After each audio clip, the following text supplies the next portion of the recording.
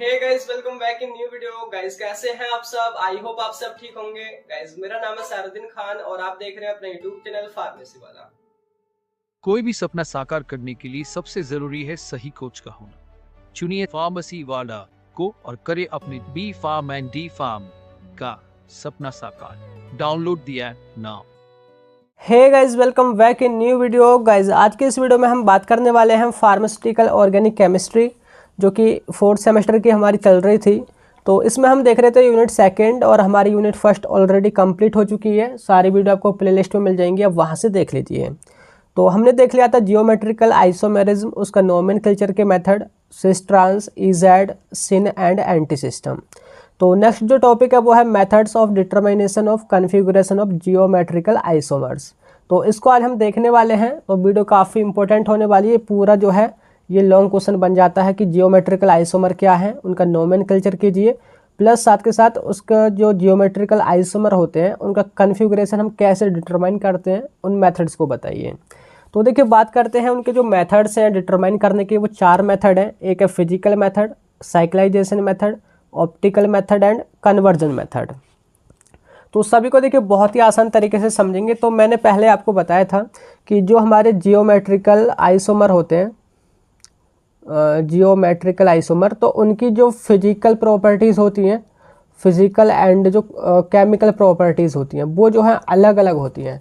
ठीक है। तो फिजिकल मेथड का मतलब क्या है कि इसमें जो फिजिकल प्रॉपर्टीज़ हैं दोनों आइसोमर की, सिस की और ट्रांस की, तो उनको हम कंपेयर करते हैं और उसी के बेस पे हम ये पता लगाते हैं कि हमारा जो है वो सिस होगा या फिर ट्रांस होगा। सपोज कि किसी ने आपसे बोला कि लीजिए ये जो है 2 हमारे आइसोमर हैं, अब आप इनको बताइए कि कौन सा सिस होगा कौन सा ट्रांस होगा। तो आप जो है उनको कैसे पता लगाएंगे? फिजिकल प्रॉपर्टी के बेस पे उनसे दोनों को कंपेयर करेंगे और जिनकी जिससे मैच होंगी उसको हम डिटरमाइन कर लेंगे। तो देखिए आपने कुछ समझना है, जैसे कि मेल्टिंग पॉइंट है और यूवी विजिबल स्पेक्ट्रा है। यूवी विजिबल स्पेक्ट्रा का कहने का मतलब है कि जो हमारी लाइट होती है उसको एब्जॉर्ब करने की कैपेबिलिटी या एबिलिटी। तो देखिए आपने ध्यान रखना है, जो ट्रांस हमारे आइसोमर होते हैं ट्रांस, तो उनके अंदर जो है उनका जो है मेल्टिंग पॉइंट एंड जो लाइट एब्जॉर्ब करने की जो कैपेसिटी होती है,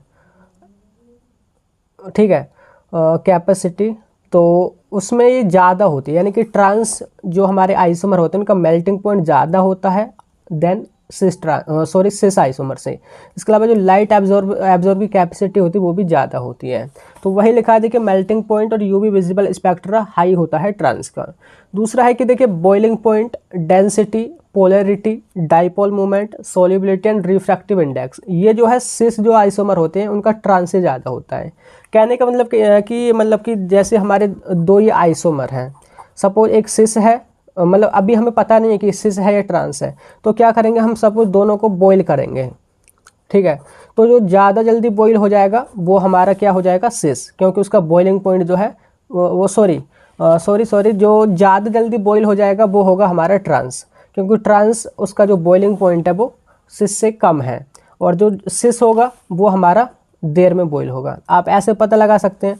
दूसरा कि सोल्युबिलिटी, जो हमारे सिस आइसोमर होते हैं वो ज़्यादा सोल्यूबल होते हैं in comparison to trans isomer, तो हम सोल्युबिलिटी के बेस पे उसको पता लगा लेंगे। इसके अलावा मेल्टिंग पॉइंट, जैसे कि यहाँ पे है कि जो ट्रांस होते हैं उनका मेल्टिंग पॉइंट हाई होता है, तो ऐसे ही हम 2 कोई भी आइसोमर लेंगे, उनको मेल्ट करके देखेंगे, जो जल्दी मेल्ट हो जाएगा वो हमारा सिस होगा, जो लेट मेल्ट होगा वो हमारा ट्रांस होगा। तो जो फिजिकल प्रॉपर्टीज़ होती हैं उन्हीं को कंपेयर करके हम डिटरमाइन करते हैं उनका कॉन्फ़िगरेशन कि वो सिस होगा या ट्रांस होगा, वो हमारा फिजिकल मेथड होता है।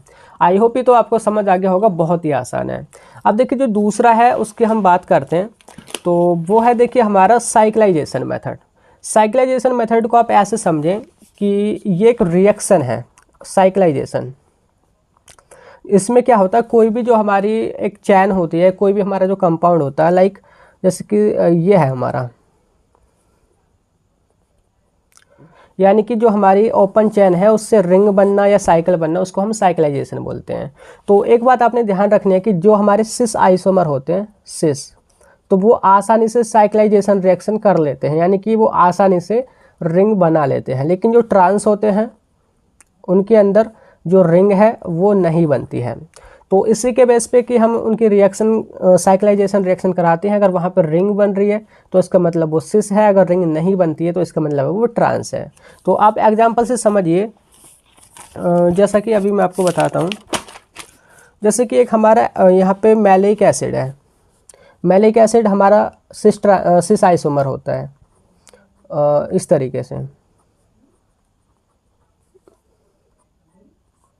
दोनों तरफ यहाँ पे हाइड्रोजन होगा।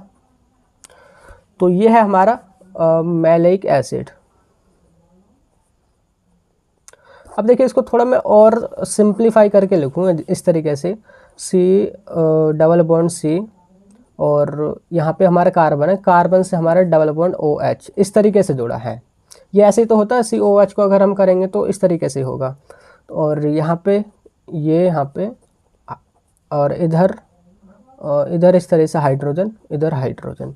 तो अब क्या है कि यहाँ पे होती है साइक्लाइजेशन रिएक्शन। साइक्लाइजेशन रिएक्शन का मतलब क्या है कि यहाँ पे हाइड्रोलाइसिस होगी, यानी कि यहाँ से वाटर निकलेगा। साइक्लाइजेशन, वाटर निकलने का मतलब है कि OH एक यहाँ से निकलेगा, एक हाइड्रोजन यहाँ से निकलेगा, तो ये हो जाएगा हमारा वाटर। तो इसी को हमें बाहर निकालना है। तो क्या होगा आगे जो रिएक्शन होगी, C डबल बॉन्ड C, और इसके अलावा यहाँ पे बचा हमारा कार्बन, और कार्बन के साथ डबल बॉन्ड, इधर भी हमारा कार्बन, कार्बन के साथ डबल बॉन्ड। तो यहाँ से हमारा देखिए, यहाँ से OH और H यानी कि H2 निकला, तो ये जो O है वो रह गया। तो यहाँ पे ये दोनों को जो कार्बन होते हैं वो इस O से जुड़ जाते हैं। बाकी का इधर हाइड्रोजन है ही हमारा, इधर हाइड्रोजन है ही। तो ये जो है एक, आप देखोगे क्या है, ये एक साइकिल बन गई। यही तो है साइक्लाइजेशन, यानी कि एक ओपन चेन था हमारा पहले और वही हमारा साइकिल में कन्वर्ट हो गया। तो ये जो है हमारा क्या होता है, मैलिक एनहाइड्राइड होता है, मैलिक एनहाइड्राइड। तो जो हमारे सिस आइसोमर होते हैं वो जो है साइक्लाइजेशन रिएक्शन वो कर लेते हैं, वो साइकिल में कन्वर्ट हो जाते हैं। लेकिन अगर दूसरी तरफ हम बात करें, वही अगर हमारा ट्रांस होता, यानी कि अगर फ्यूमेरिक एसिड होता, C double bond C, COOH, इधर हाइड्रोजन, इधर हाइड्रोजन, इधर COOH, यह है हमारा फ्यूमेरिक एसिड, फ्यूमेरिक एसिड। तो अगर हम इनकी साइक्लाइजेशन रिएक्शन कराएंगे तो यहाँ पे कुछ भी नहीं बनेगा, यानी कि यहाँ पे साइकिल नहीं बनाएंगे। तो यही है हमारा cyclization. In this method isomer form a ring and cis isomer easily undergo cyclization reaction in comparison to trans isomer. तो यह है सिंपली, आप इस तरीके से लिख देना। नेक्स्ट देखिए वो है हमारा ऑप्टिकल एक्टिविटी मेथड। अब आपको इसको ऐसे समझिए कि ये हमारा एक सिस है और एक ट्रांस है। तो जो सिस होता है वो ऑप्टिकली इनएक्टिव होता है, ये आप याद रख लीजिए, ऑप्टिकली इनएक्टिव, ऑप्टिकली इनएक्टिव। और जो हमारा ट्रांस होता है ये ऑप्टिकली एक्टिव होता है। अब ऐसा क्यों होता है, आपने अगर सिस को देखा हो, मैं आपको दिखाऊं, यहाँ पे ये हमारा सिस था, तो आप इस तरीके से देखिए, यहाँ पे हम प्लेन ऑफ सिमेट्री डाल सकते हैं। अगर आपने फर्स्ट यूनिट पढ़ी हो तो हमने पढ़ा था प्लेन ऑफ सिमेट्री, यानी कि एक ऐसा प्लेन जो कि कोई भी मॉलिक्यूल को दो बराबर बराबर सेम दो हाफ में बदल दे या डिवाइड कर दे। तो आप देखोगे यहाँ भी हाइड्रोजन, यहाँ भी हाइड्रोजन, यहाँ भी कार्बन, यहाँ भी कार्बन, यहाँ भी COH, यहाँ भी COH। तो यहाँ पे प्लेन ऑफ सिमेट्री प्रेजेंट है सिस आइसोमर में। तो ये लाइक उसी की तरह होगा जैसे हमारे मीसो कंपाउंड थे। मीसो कंपाउंड आपने पढ़े होंगे, वो ऑप्टिकली इनएक्टिव होते हैं क्योंकि वहाँ पे प्लेन ऑफ सिमेट्री होता है। तो उसी की तरह है हमारा यहाँ पे मैलिक एसिड। तो यहाँ पे क्या होगा, ये ऑप्टिकली इनएक्टिव हो जाएंगे, ये प्लेन पोलराइज्ड लाइट को रोटेट नहीं करेंगे। लेकिन अगर वहीं बात करें जो हमारा फ्यूमेरिक एसिड है, अगर उस पर हम प्लेन ऑफ सिमेट्री डालते हैं तो यहाँ पे COH है, यहाँ पे है COH, यहाँ पे हाइड्रोजन है, यहाँ पे हाइड्रोजन, लेकिन यहाँ पे इनका वो चेंज हो गया ना। फिर भी यहाँ पे एक मतलब कि ये इस प्लेन में है, ये इस तरफ प्लेन में है, यानी कि ये अपोजिट डायरेक्शन में है, अपोजिट प्लेन में है। तो यहाँ पे जो ये ट्रांस जो होता है वो ऑप्टिकली एक्टिव होता है, ये बात आपने ध्यान रखनी है। तो सिंपली क्या करेंगे, एक हमने यहाँ पे कोई भी जैसे हमारा जो पोलरीमीटर होता है उसमें हमने सॉल्यूशन भरा, ट्रांस का भरा, इसी तरीके से यहाँ पे जो पोलरीमीटर है उसमें हमने जो सॉल्यूशन है वो सिस का भरा, यानी कि दोनों के जो दोनों आइसोमर है उनके सॉल्यूशन भरे और यहाँ से हमने वही प्लेन पोलराइज लाइट पास कराई। अगर वो रोटेट होती है, इसका कहने का मतलब क्या होगा कि वो हमारा सिस होगा। सॉरी, अगर वो रोटेट नहीं होती है तो वो सिस होगा, क्योंकि सिस हमारे ऑप्टिकली इनएक्टिव होते हैं। अगर वो थोड़ी भी अगर रोटेट होती है, इधर जाती है उधर जाती है, एंटी क्लॉकवाइज या क्लॉकवाइज, तो वो हमारा ट्रांस आइसोमर हुआ। तो यही आपने ध्यान रखना है। तो देखिए, by checking optical activity we can determine isomer cis. Isomer जो होते हैं वो ऑप्टिकली इनएक्टिव होते हैं due to plane of symmetry. जो ट्रांस होते हैं वो ऑप्टिकली एक्टिव होते हैं। ठीक है, तो ये आपको समझ आ गया होगा।